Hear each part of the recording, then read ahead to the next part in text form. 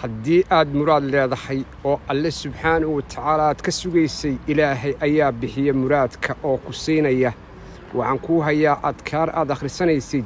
oo dad badan ilaahay subxaanahu wa tacaala muraadkoodii uu ku siiyey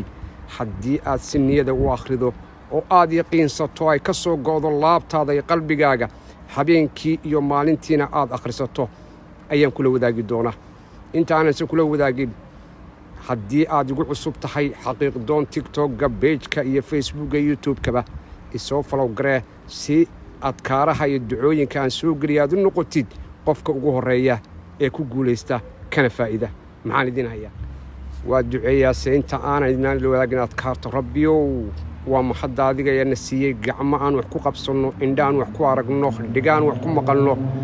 lugaan ku soconno caqli aan xumaanta iska reebno wanaagana aan dadku farnaa alxamdulilaahi rabbilcaalamiin dad badan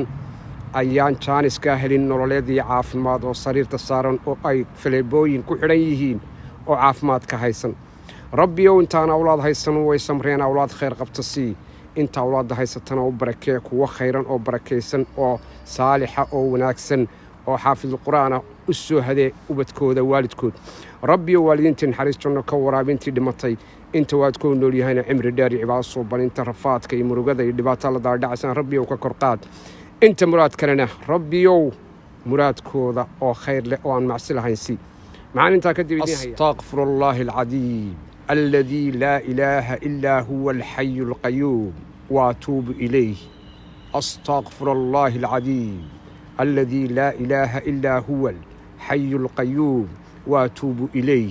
كوعل علي صبح كستا حبين كستا مركات سيحنيسيد صبح كستا مركات سوكعدو ربي سبحانه وتعالى مراد ضادو دن أيوكو سينيا وانا لاركو ضد بدن أيا إلهي أقبركي وكقولي ducadatan waana aqbalaad haddaad si niyada u akhrisato oo aanad ka dambaysiin munkar iyo been iyo xan allah idin barakeeyo dhammaantiinba guulaysta